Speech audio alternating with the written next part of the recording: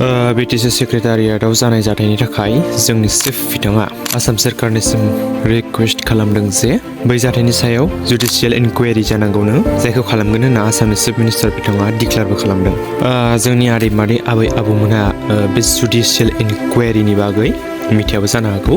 बे Judicial Inquiry आ मा बेखौ जों सुंद'यै फोरमायना होनो सानदों आरो बै जाथायनि थाखाय Judicial Inquiry जानो गोनां दंना गैयामोन बेनि फिनखौ रायजो राजा नोंथांमोना कमेन्टआव होबानो जाबाय। सरासनस्रायै Judicial Inquiry खौ बबेबा मोनसे गेदेर जाथायखौ नायबिजिरनो थाखाय खालामनाय जायो आरोना।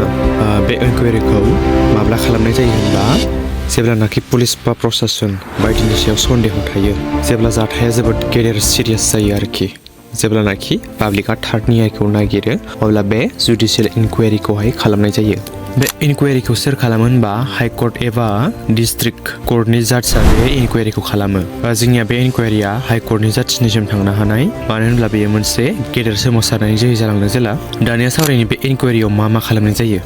बेयाव फोरमानफोरखौ नायबिजिरनाय जायो, सैथोआ मा बेखौहाय नायबिजिरो, जेरै CCTV फुटेजनि जोहै नायबिजिरो, मार्डार केसफोरबाथाय पस्टमार्टम रिपर्ट बायदिफोरखौ नायबिजिरो आरोखि बै Judicial Inquiry आवहाय।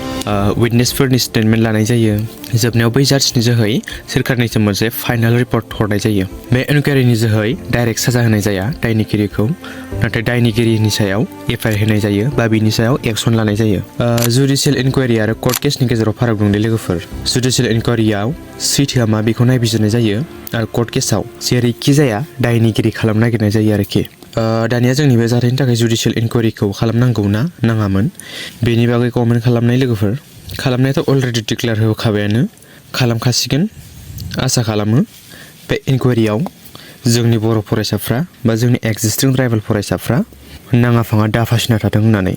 जै आफा बोराइ बाथौ।